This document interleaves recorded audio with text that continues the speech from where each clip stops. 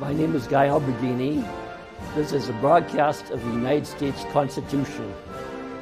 Each broadcast will cover a very small section of the Constitution, policies that go against that section of the Constitution, as well as possible solution or solutions. If you just go along with the bad policies, then you agree with them. And if you're not part of the solution, you're part of the problem.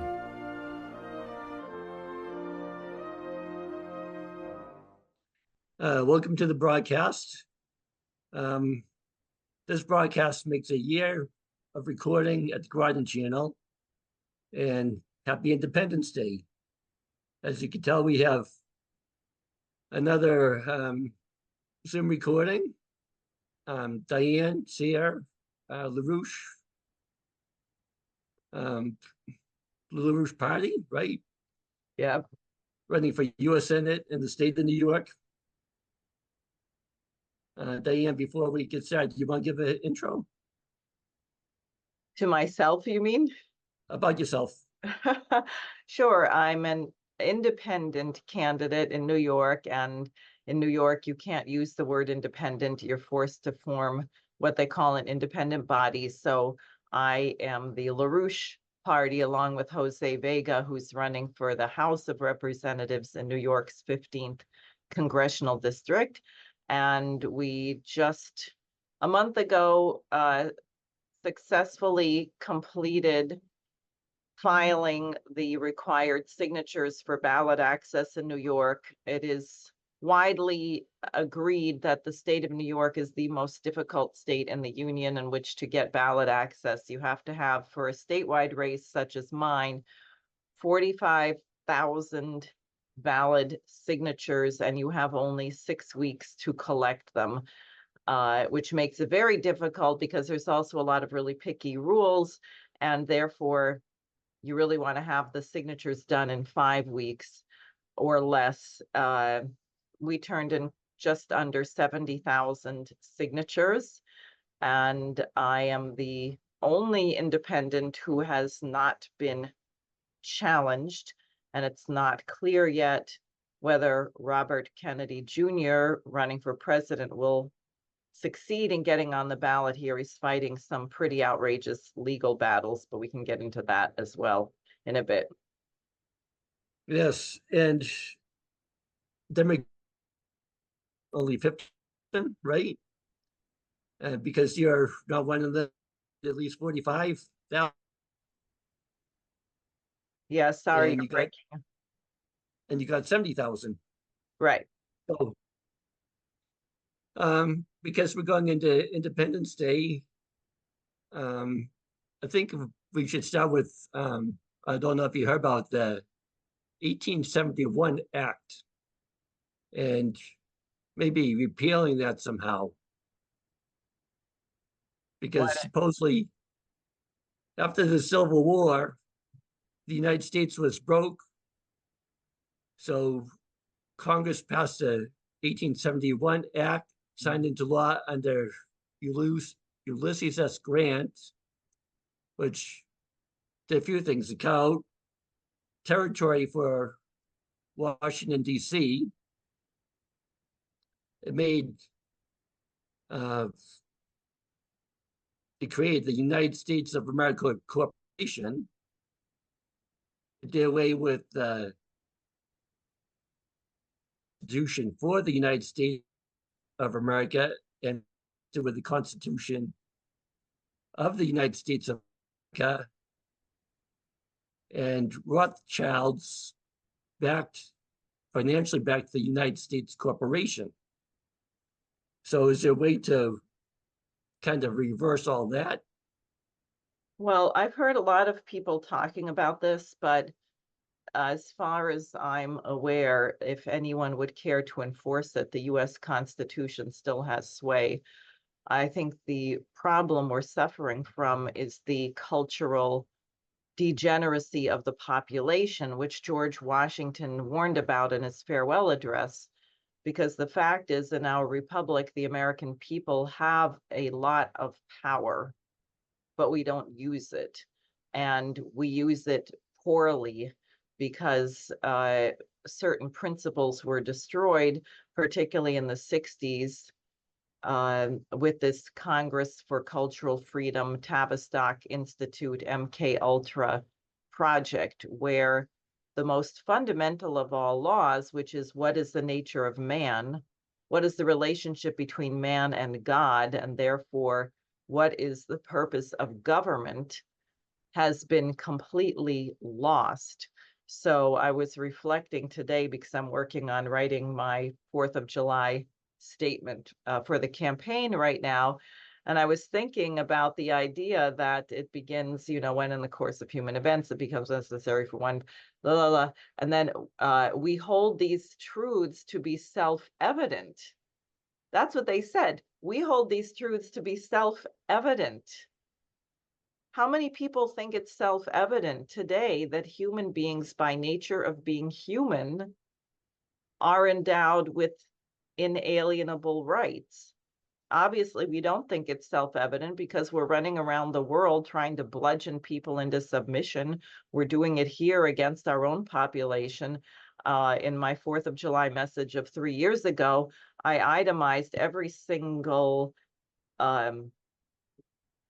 the items on the list of violations, the reasons for the separation in the original Declaration of Independence. And it has this whole long list, right? Search and seizure and standing armies and warrantless. I mean, all of these things, no justice being a big one. And if you go down that list, the United States now is committing virtually every crime against which we had our revolution.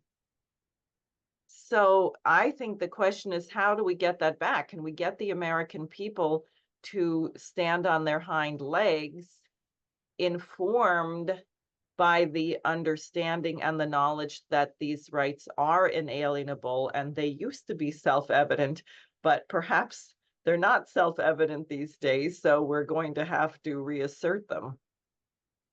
It certainly seems that way, and maybe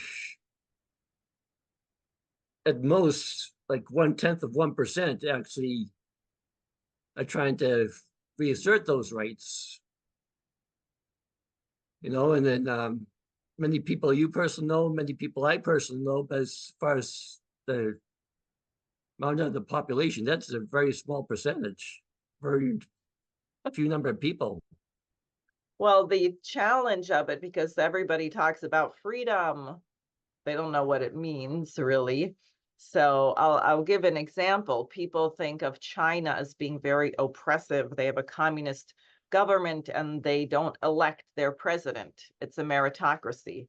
However, China recently lifted 800 million people out of poverty. So it is not a problem for a young person in China to buy a house. In fact, people own homes. They own now. So how that jives with what people think of communism, I don't know. But if you can't buy the food that you want, if you can't afford to buy a house, if you're drowning in debt, if you can't afford to have an automobile, you can say you have all kinds of freedom, but I would say you're not really free. You're enslaved to a bunch of billionaires.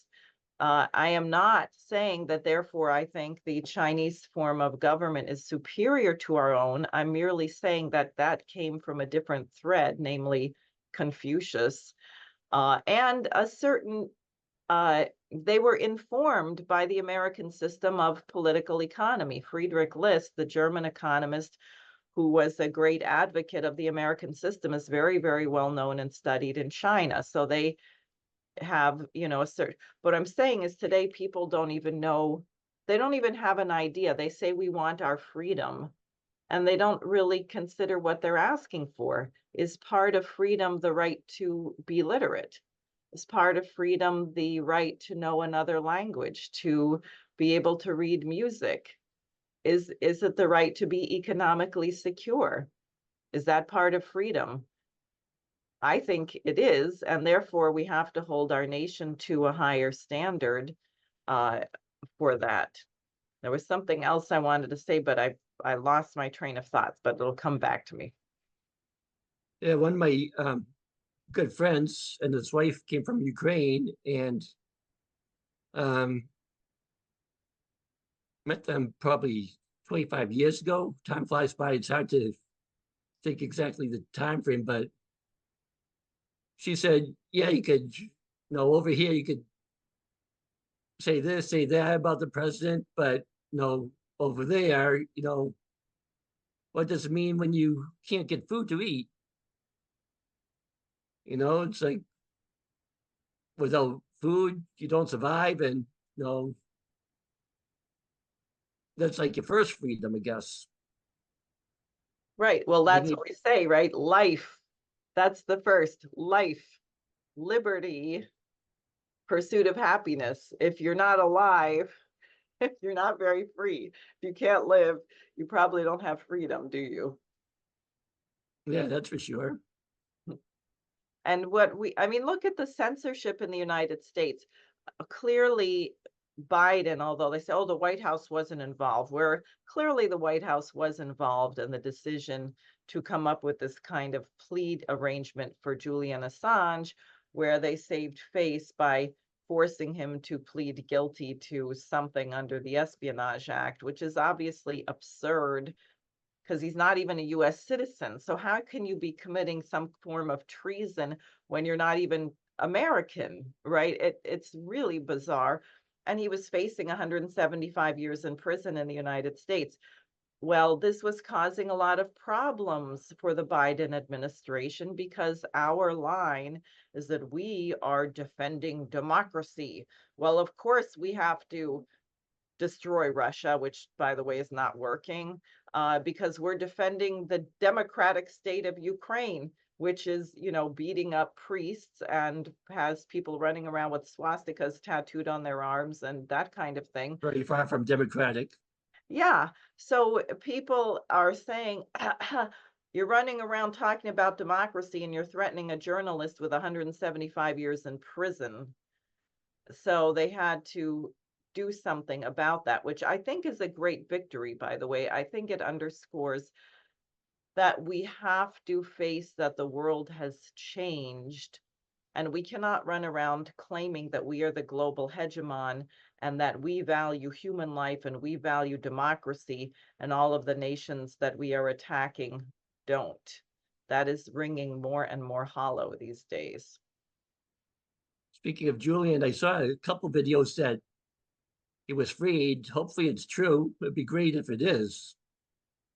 I don't know if you saw them. Well, I saw the live stream of him in Saipan, I guess the Mariana Islands, where he pled guilty, and his wife has sent out messages on X saying that he is home and he is resting and he is going to be making some kind of public statement in his own time. But right now he really needs to recover and they'd like some privacy. So I think that's probably accurate. Yeah. So I'm back. I believe it was John Quincy Adams that said we should not be searching for monsters abroad. Well, let me just, because this is what I was looking at, and I know you're there in John Quincy Adams land in Massachusetts, or Connecticut and Massachusetts. But I was looking at this amazing speech, and just to tell you how partly I'm in a bad mood because I want to read his full speech, and you can't find it anywhere because they all think we're too stupid to read a long speech. So I'm going to all different websites which are giving this excerpt, that excerpt. He read the entire Declaration of Independence in the middle of it, which means that obviously the Congress of 1821 had a very long attention span. John Quincy Adams was Secretary of State. July 4th, 1821, and he gives this amazing speech. But listen to this and think about how we could not say the same today. So this was the 45th anniversary of the Declaration of Independence. And Adams says, she has, that is the United States, in the lapse of nearly half a century, without a single exception, respected the independence of other nations while asserting and maintaining her own. She has abstained from interference in the concerns of others, even when conflict has been for principles to which she clings as to the last vital drop that visits the heart. She has seen that probably for centuries to come, all the contest of that Akeldama, the European world, will be contests of inveterate power and emerging right. Akeldama, Al-Seldama is, I guess, where Judas betrayed Christ, and apparently it's known for enormous bloodshed, okay? Wherever the standard of freedom and independence has been or shall be unfurled, there will her heart and her benedictions and her prayers be. But she goes not abroad in search of monsters to destroy. She is the well-wisher to the freedom and independence of all.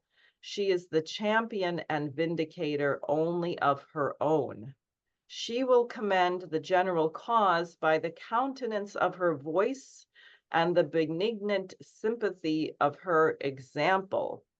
She well knows that by once enlisting under banners other than her own, were they even the banners of foreign independence, she would involve herself beyond the power of extrication in all the wars of interest and intrigue, of individual avarice, envy, and ambition, which assume the colors and usurp the standard of freedom.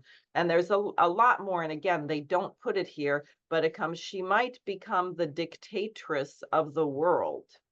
She would no longer be the ruler of her own spirit. Isn't that amazing?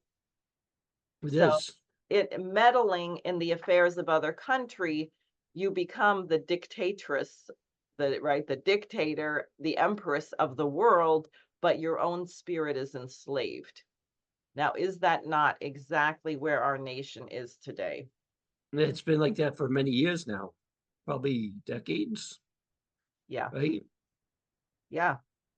Really, every war since World War II, and World War II should have been avoided if Prescott Bush and Montague Norman didn't fund Adolf Hitler and scrape him out of the dustbin of history and, support the Nazis. We wouldn't have had to have World War II either. But at a certain point, that became unavoidable, I would say. But there was still a conception of victory, a conception of goodness, if you look at what happened with Germany and Japan post-war. But every war since World War II has been of this type that John Quincy Adams describes, where you enlist under the banner of some other crazy thing and you get all ensnared in all kinds of nonsense, and then you lose your own freedom. And it's always, no, the guys, so we're going to bring democracy to this nation as it slips away here.